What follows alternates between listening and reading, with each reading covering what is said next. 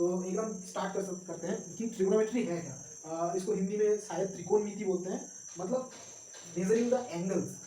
तो हम पहले आइडिया लगाएंगे कि एंगल क्यों बनता है, मतलब एंगल का आइडिया कहाँ से आया। मैं डेफिनेशन की बात नहीं कर रहा कि what is the definition of angle, how it is defined, I am not telling about that. मैं जस्ट सिंपल आइडिया की बात कर रहा हूँ कि इंसानों को ये जो एंगल नाम का एक क्वांटिटी होता है उसका आइडिया क्यों आया। देखिए फिजिकल वर्ल्ड में कोई भी चीज़ हम मेजर कर सकते हैं उसको बोलते हैं क्वांटिटी, मेजरेबल क्वांटिटीज, है ना। इसके ऊपर हमारे चैनल में भी एक वीडियो है, आप देख सकते हैं। अच्छा लगा कि बुरा लगा आप उसके कमेंट में बताइएगा। तो एंगल जो है ना ये भी एक मेजरेबल क्वांटिटी है ना। आप नापते हैं ना एंगल कि मान लीजिए 30 डिग्री है या फिर इससे थोड़ा बड़ा होगा 45 डिग्री होगा, ऐसे परपेंडिकुलर होगा दो स्ट्रेट लाइन तो 90 डिग्री होगा, राइट एंगल बोलते हैं जिसको। तो ये जो एंगल्स है इनका सेंस कहाँ से आया, बेसिकली दो स्ट्रेट लाइन जब पास बैठते हैं और एक दूसरे को इंटरसेक्ट करते हैं तब उनका अरेंजमेंट कैसे होता है, मतलब वही इंसानों को मतलब सोचने मतलब के लिए मजबूर किया कि एंगल नाम का कोई चीज होता है। क्योंकि मान लीजिए दो स्ट्रेट लाइन है, मान लीजिए 4 स्ट्रेट लाइन है और सबका लेंथ सेम है, मान लीजिए एल, इसका नाम ए दे दीजिए, इसका नाम बी दे दीजिए, इसका नाम सी दे दीजिए, इसका नाम डी दे दीजिए, और ये सारे के सारे इस पॉइंट के थ्रू क्रॉस कर रहे हैं, मतलब they are intersecting in this common point. लेकिन इन ए और बी के अंदर जो अरेंजमेंट है सी और डी के अंदर का अरेंजमेंट सेम नहीं है। तो एंशिएंट टाइम्स में जब जियोमेट्री डेवलप कर रहा था मतलब ऐसे ही आइडिया आया होगा लोगों को कि let us introduce some measurable quantity naming angle, right. और एंगल तो हम मतलब लाइफ में हर जगह देखते ही हैं, मतलब एंगल मतलब लाइफ मतलब आप सबको ये इंट्यूशन तो होगा ही कि एंगल होता है क्या। और ये चीज़ बहुत ही महत्वपूर्ण है कि ये जो देखिए दो स्ट्रेट लाइंस के अंदर हम जब भी एंगल दिखाते हैं हम इस आर्क को दिखाते हैं। आर्क क्या होता है, आर्क होता है एक जो सर्कल है उस सर्कल का जो सर्कमफेरेंस है या फिर मतलब जो सर्कमफेरेंस है, हाँ, उसका कोई भी पोर्शन, मतलब ये भी एक आर्क है, ये भी एक आर्क है। तो हम क्या पता लगा सकते हैं कि एंगल को डिफाइन करने के लिए ये जो सर्कल है या फिर आर्क है ये बहुत ही गुरुत्वपूर्ण है, महत्वपूर्ण है। तो एक और चीज बताना चाहूंगा, ये जो एंगल है जो एक मेजरेबल क्वांटिटी है, तो हर मेजरेबल क्वांटिटी का एक ना एक यूनिट होता है। जैसे कि स्पीड कैसे दिमाग में आया कि लोगों ने सोचा कि स्पीड नाम का भी एक चीज होना चाहिए। क्योंकि मान लीजिए एक आदमी ऐसे ऐसे चल रहा है और एक आदमी मान लीजिए जल्दी जल्दी दौड़ रहा है, तो उन दोनों में कुछ तो अंतर हुआ, डिफरेंस हुआ। तो how to determine this difference, इस डिफरेंस को पता लगाने के लिए ही स्पीड का जन्म हुआ या फिर वेलोसिटी जो भी बोल लीजिए। उनमें भी स्पीड और वेलोसिटी में भी डिफरेंस है, बाद में पता चल ही जाएगा आपको, या फिर हम भी किसी वीडियो में बता सकते हैं। तो स्पीड का यूनिट क्या होता है, किलोमीटर पर आवर या फिर मीटर पर सेकंड हो सकता है। आपका प्रॉब्लम क्या है उसके ऊपर डिपेंड करता है कि आप क्या यूनिट ले रहे हैं। तो मतलब कितना किलोमीटर एक आवर में जा रहा है वही होता है स्पीड। तो ऐसे ही एंगल को नापने के लिए भी कुछ यूनिट्स होता है, मतलब डिग्रीज में यूनिट बता सकते हैं या फिर रेडियन में यूनिट्स बता सकते हैं।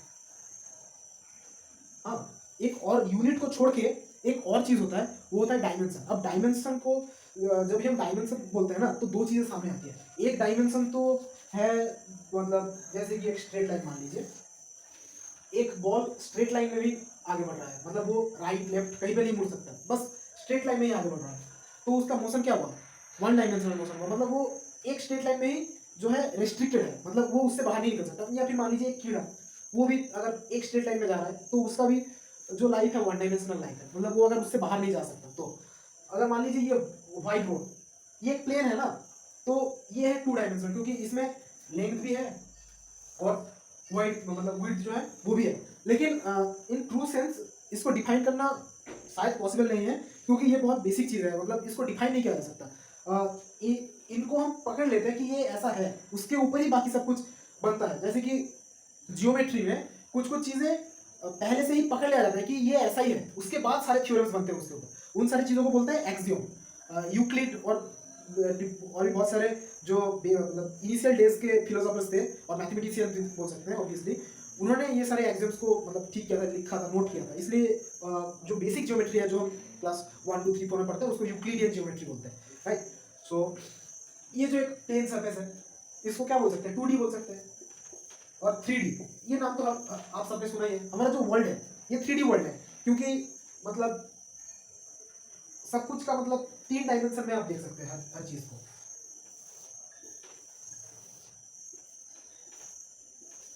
मतलब इसका लेंथ है, इसका विड्थ है और एक हाइट भी है। ऐसे मतलब देख सकते हैं कि मान लीजिए ये पेन, इसका थोड़ा सा चौड़ाई है, कुछ लंबाई है और कुछ हाइट भी है। बेसिकली सब कुछ 3D में ही है। अगर आप देखेंगे तो ये जो इंक है, इंक से मैंने लिखा है, माइक्रोस्कोपिक लेवल में देखेंगे इसका भी कुछ हाइट तो होगा ही। तो हमारा जो लिविंग वर्ल्ड है ये 3D में है।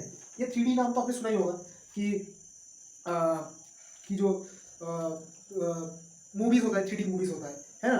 तो और अगर आप साइंस को लेके इंथुसियास्ट है, मतलब और भी कुछ मतलब कहानी वहानी मतलब साइंस फिक्शन भी पढ़ते हैं या फिर कोई मूवीज भी देखते हैं अगर साई-फाई मूवीज, तो उसमें 4D या फिर ऐसा कुछ भी सुना होगा कि 4 डायमेंशनल या फिर मल्टी डायमेंशनल वर्ल्ड, ऐसा कुछ सुना होगा। हाँ, तो वो सब भी होता है, लेकिन मतलब मुझे भी उतना खास पता है नहीं उन सब चीज़ों के बारे में।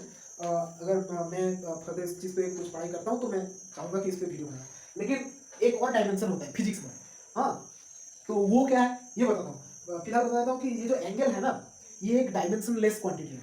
हाँ, हर जो क्वांटिटी है, मेजरेबल क्वांटिटी, उनका हम डायमेंशन निकालते हैं। डायमेंशन बहुत ज़्यादा यूजफुल होता है। कभी कभी तो मतलब हम रिसर्च करके या फिर फिजिकल एक्सपेरिमेंट करके कुछ फार्मूला नहीं निकाल पाते, बट डायमेंशनल एनालिसिस के सहारे हम वो फार्मूला निकाल लेते हैं कि मान लीजिए कोई एरोप्लेन उड़ रहा है तो कितना फोर्स लगेगा, और उस फोर्स के साथ मतलब उसका जो प्लेन है, मतलब उस प्लेन का जो विंग है, विंग का जो सरफेस एरिया है, वो उसके साथ क्या रिलेशन होगा एयर डेंसिटी का, ये सब बहुत सारी चीज़ें मतलब हम डायमेंशनल एनालिसिस करके निकाल लेते हैं। फिर हम वेरीफाई कर लेते हैं कि ये सही है कि गलत है। मतलब बहुत सारे एग्जांपल्स ऐसे हैं, मतलब स्पेशली फ्लूइड डायनामिक्स में ऐसा बहुत सारे एग्जांपल्स है कि पहले हम डायमेंशनल एनालिसिस करके निकाल लेते हैं फॉर्मूला, फिर एक्सपेरिमेंट करके उसको चेक करते हैं कि ये फॉर्मूला सही है कि गलत। तो वो डायमेंशन क्या है बताता हूँ। तो फिलहाल आप क्या नोट कर लीजिए कि एंगल जो है एक डायमेंशन लेस क्वांटिटी है। तो मैं बताता हूँ कि डायमेंशन होता क्या है।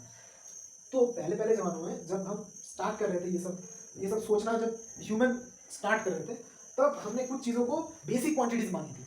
हाँ, जैसे कि टाइम, जैसे कि लेंथ, है ना, लेंथ, और जैसे कि मास। मैं I hope that you know this thing, क्योंकि टाइम और लेंथ तो पता ही होगा, और मास मतलब कितना मास है, जो बेसिकली हम ज़्यादातर टाइम पे मास समझाने के लिए हम वेट यूज़ करते हैं कि तेरा वेट कितना है, 80 kg।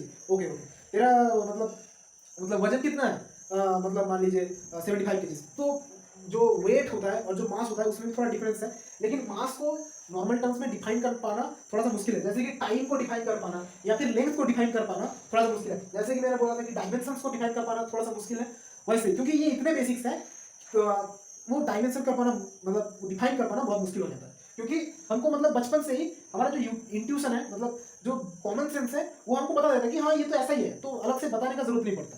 हाँ, जैसे कि मान लीजिए आपका नाम, मतलब किसी का नाम रमेश है, तो उसका नाम तो कोई रिसर्च करके नहीं बताया गया है ना कि रमेश का नाम रमेश क्यों पड़ा। उसके माँ बाप ने उसको पैदा होते उसको अच्छा लगा, रमेश नाम रख दिया। मतलब ऐसा ही थोड़ा बहुत कुछ कि डिफाइन नहीं किया जा सकता, है ना। तो कॉमन सेंस में आ जाता है कि ये डायमेंशन है, ये टाइम है, ये लेंथ है, ये मास है। वैसे इन तीनों चीज़ों को हम प्राइमरी क्वांटिटीज मानते थे। बाद में इन चीज़ों में बहुत सारी चीज़ें ऐड भी हुई, जब एसआई सिस्टम बना तब बहुत सारी चीज़ें ऐड भी हुई, जैसे कि टेम्परेचर, जैसे कि current flow, right, electric current. हाँ, जैसे कि एंगल इटसेल्फ। हाँ, तो सॉलिड एंगल्स, ऐसे बहुत सारी चीज़ें ऐड हुई थी, बट बेसिकली ये पहले इन तीनों को मतलब प्राइमरी क्वांटिटी के तौर पे माना गया था। प्राइमरी, तो ये प्राइमरी क्वांटिटीज क्यों बोला जा रहा है इनको, क्योंकि जैसे कि ग्रामर में आपने पढ़ा होगा कि जो भावल्स होते हैं वो खुद से प्रोनाउंस होते हैं, और जो कॉन्सोनेंट्स होते हैं उनको प्रोनाउंस करने के लिए भावल्स का सहारा लगता है। वैसे ही ये जो है ये खुद से सेल्फ सफिशिएंट है, मतलब ये खुद से ही मतलब इनको माना जाता है, मतलब इनको हम महसूस कर सकते हैं कि इनको डिफाइन करने का जरूरत नहीं पड़ता। लेकिन ये जुड़कर बाकी चीज़ों को डिफाइन करते हैं, जैसे कि स्पीड को। स्पीड क्या होता है, लेंथ मतलब किलोमीटर क्या होता है, लेंथ लेंथ का यूनिट होता है, आवर क्या है, टाइम का एक यूनिट है। तो स्पीड क्या हो गया, एल बाई टी, ऐसे भी लिख सकते हैं। ये इसको बोलते हैं इनवर्स। हाँ, बहुत सारे लोगों को ये पता होगा, अगर आपको पता नहीं है तो बेसिकली इस चीज को ये ऐसे लिखते हैं, मतलब ये इंडिसेस होता है। इसके ऊपर अगर आपको समझ ना आए, अगर आपको इंडिसेस पता नहीं हो तो जस्ट कमेंट कीजिए, मैं इंडिसेस के ऊपर भी वीडियो बनाऊंगा, ठीक है। तो बेसिकली क्या है, ये जो डिवाइड किया गया है लेंथ को टाइम से, इसी को इससे भी डिनोट किया जा रहा है, ठीक है। मतलब 1/t को ऐसे डिनोट कर सकते हैं, जैसे t इंटू टी को टी स्क्वायर के तौर पे डिनोट किया जाता है वैसे। तो ये जो डिफरेंट डिफरेंट क्वांटिटीज मिलके एक दूसरा क्वांटिटी बना रहे हैं, इसको क्या बोलेंगे, सेकेंडरी क्वांटिटी। ये जो सेकेंडरी क्वांटिटीज बना रहे हैं, तो एक सेकेंडरी क्वांटिटी में कितने प्राइमरी क्वांटिटीज है, ये जिस तरीके से हम पता लगाते हैं इसी को बोलते हैं डायमेंशनल एनालिसिस। जैसे कि स्पीड का डायमेंशनल एनालिसिस क्या हो जाएगा, एल टी इनवर्स हो गया। और भी कुछ बोलिए, मान लीजिए डेंसिटी, डेंसिटी क्या होता है, मास पर वॉल्यूम होता है, तो क्या होगा,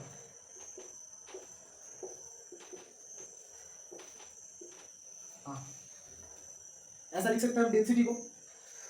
और भी मतलब बहुत सारे सेकेंडरी क्वांटिटीज हैं, हम डिफाइन करते हैं इन चीजों को।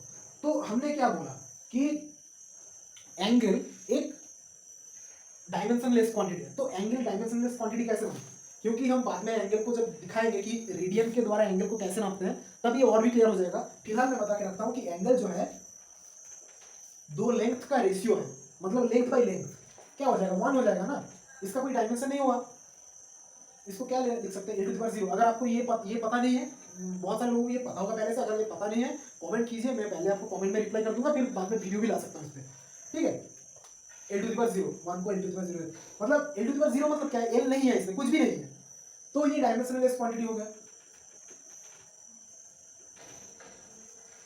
डायमेंशनलेस क्वांटिटी हो गया। तो अब बताते हैं कि कैसे लेंथ बाई लेंथ, मतलब लेंथ हो रहा है, यानी एंगल को कैसे डिफाइन कर रहे हैं या फिर कैसे नाप रहे हैं, ताकि ये रेशियो हो रहा है दो लेंथ का।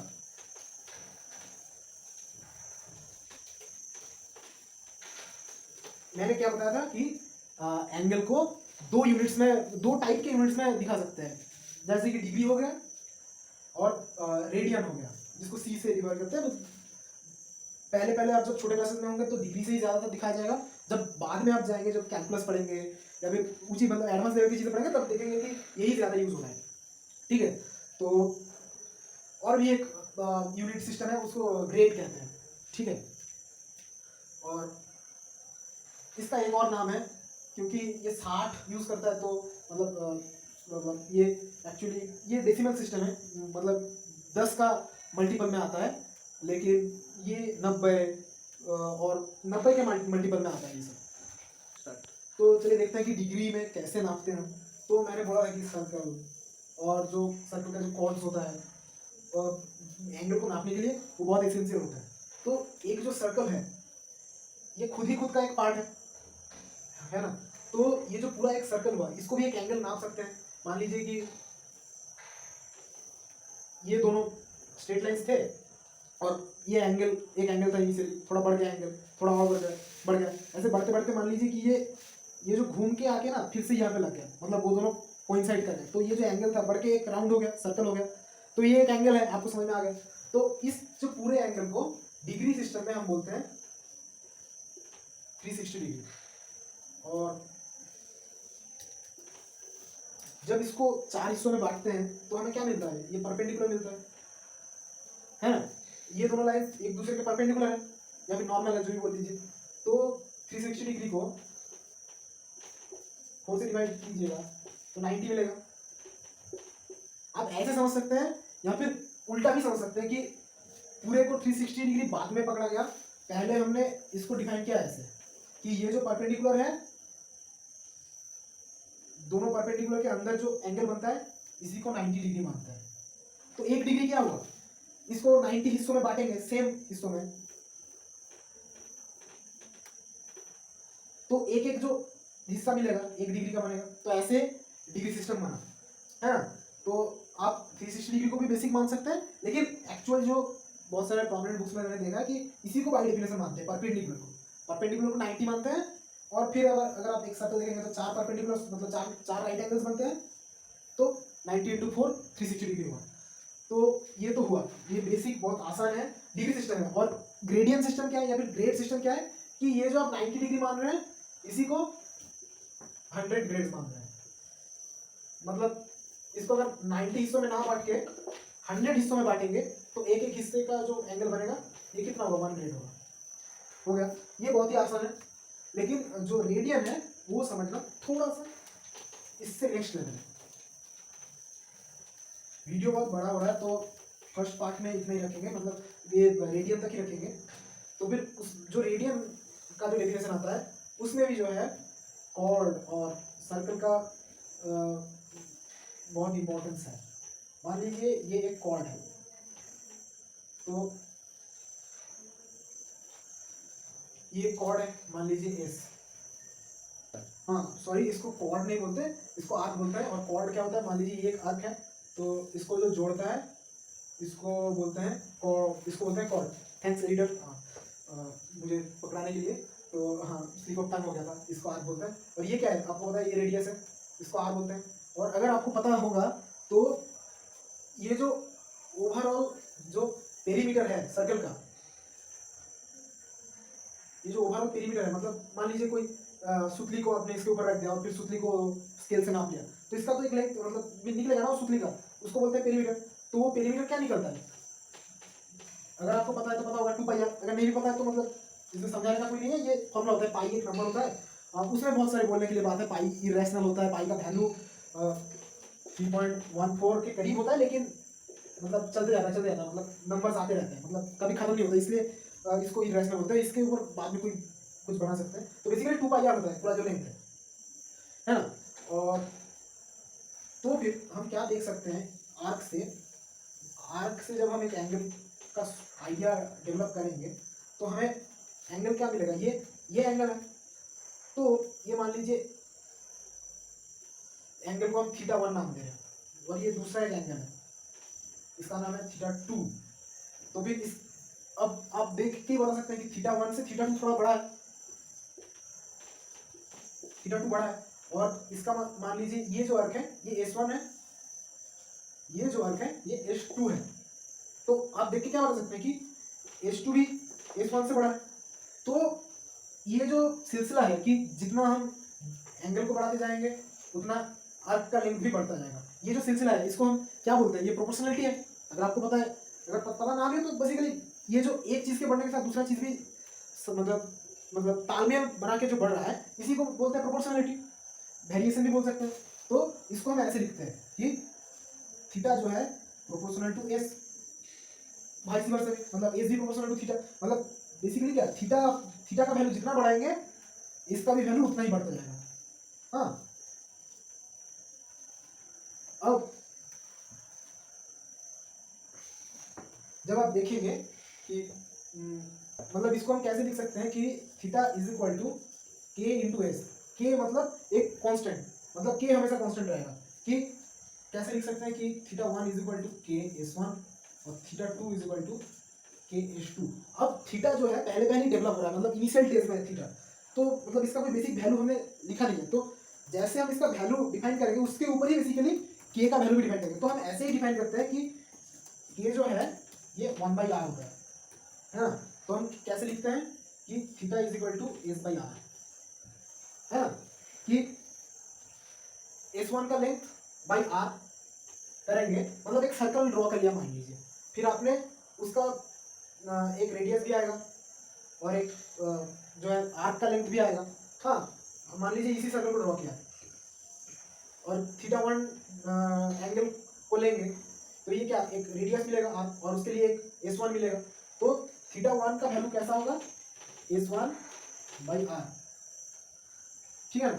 तो ऐसे ही रेडियन सिस्टम में डिफाइन किया जाता है। तो एक रेडियन होता क्या है, एक रेडियन होता है जब रेडियस, मतलब पहले से ड्रॉ करता हूं, जब एक सर्कल में मान लीजिए एक सर्कल ड्रॉ किया है, उस सर्कल का रेडियस तो फिक्स्ड है, फिक्स है ना, आर मान लीजिए, हाँ R1 मान लीजिए, एक और सर्कल भी ड्रॉ करें, कॉन्सेंट्रिक है यानी दोनों का सेंटर जो है सेम है, ये है R1 और ये है R2। अब मान लीजिए कि ये है S1 और ये है S2, थीटा कांस्टेंट है, मतलब एंगल तो दोनों के लिए सेम है, एक ही एंगल है, देख सकते हैं। तो जैसे कि अब अगर एक रेडियन अब क्या होता है वो बताया था, अगर मान लीजिए कि S1 का जो लेंथ है वो R1 के सेम समान है, तो हम क्या देख सकते हैं कि थीटा जो है S1 बाई R1, और S1 तो R1 का समान है, तो फिर R1 बाई R1 हो गया, तो फिर थीटा क्या है, थीटा का वैल्यू 1 आ जाएगा। तो ये जो 1 आया ना, इसी को हम 1 रेडियन बोलते हैं। मतलब 1 रेडियन को ऐसे ही डिफाइन किया जाता है कि अगर एक सर्कल ड्रॉ करेंगे और उस सर्कल का जो आर्क का लेंथ उसके रेडियस के समान होगा, वो आर्क उसके सेंटर में जो एंगल बनाएगा वही एंगल है 1 रेडियन। आप रिमाइंड करके फिर से मेरा बात सुन के उसको नोट भी कर सकते हैं, यही बेसिकली डेफिनेशन है कि arc of the length equal to the radius of the circle makes the angle in the centre of the circle is basically called 1 radian of angle, right. So ऐसे ही हम 1 रेडियन को define करते हैं। तो एक और इंटरेस्टिंग चीज जो हमने इसमें देखा वो क्या है कि जब रेडियस को बढ़ा देते हैं, जैसे हमने पहले क्या देखा था कि रेडियस को फिक्स रखा था, एंगल को बढ़ा रहे थे तो एस बढ़ रहा था। अब हमने क्या देखा कि एंगल को फिक्स रखा और जब हमने रेडियस को बढ़ा दिया, एंगल फिक्स है लेकिन जब रेडियस बढ़ा रहे हैं तब भी एस बढ़ रहा है ना। एक और बड़ा सर्कल लेंगे, उसका रेडियस और भी बड़ा कर देंगे, तो उसका जो सेम एंगल के लिए उसका जो बनेगा, उसका जो आर्क का लेंथ होगा वो और भी बड़ा होगा। मतलब मान लीजिए ये थीटा अगर 1 रेडियन है तो फिर S1 क्या है, R1, और S2 क्या होगा, R2 होगा। अब R1 R2 से थोड़ा छोटा है, मतलब ये जो बेसिक रिलेशंस बन रहे हैं ना कि जब रेडियस को फिक्स रख रहे हैं और एंगल को बढ़ा रहे हैं तब S बढ़ रहा है, जब एंगल को फिक्स कर रहे हैं तब और R को बढ़ा कर रहे हैं तब S बढ़ रहा है। यही सब चीज़ें बेसिक है ट्रिगोनोमेट्री से, ऐसे ही ट्रिगोनोमेट्री जन्म लेता है। तो ये वीडियो बहुत बड़ा हो गया है, इसको भी हम पार्ट में बांट देंगे, और बेसिक जो ट्रिगोनोमेट्री है कि आप अगर ट्रिगोनोमेट्री के बारे में थोड़ा भी सुने होंगे कि साइन थीटा होता है, कॉस थीटा होता है, ये सब हम नेक्स्ट वीडियो में लाएंगे। ठीक है, आज के लिए इतना ही, और हम बहुत ही नए हैं और स्कूल मतलब कॉलेज के स्टूडेंट हैं, तो प्लीज़ लाइक शेयर और सब्सक्राइब कर दीजिए। और हमारे पास इतना अच्छा एडिटर भी नहीं है, हम आगे आने वाले वीडियो को अच्छे से एडिट करने का प्रयास करेंगे, और जो भी सजेशन होगा हमें दे दीजिएगा प्लीज़।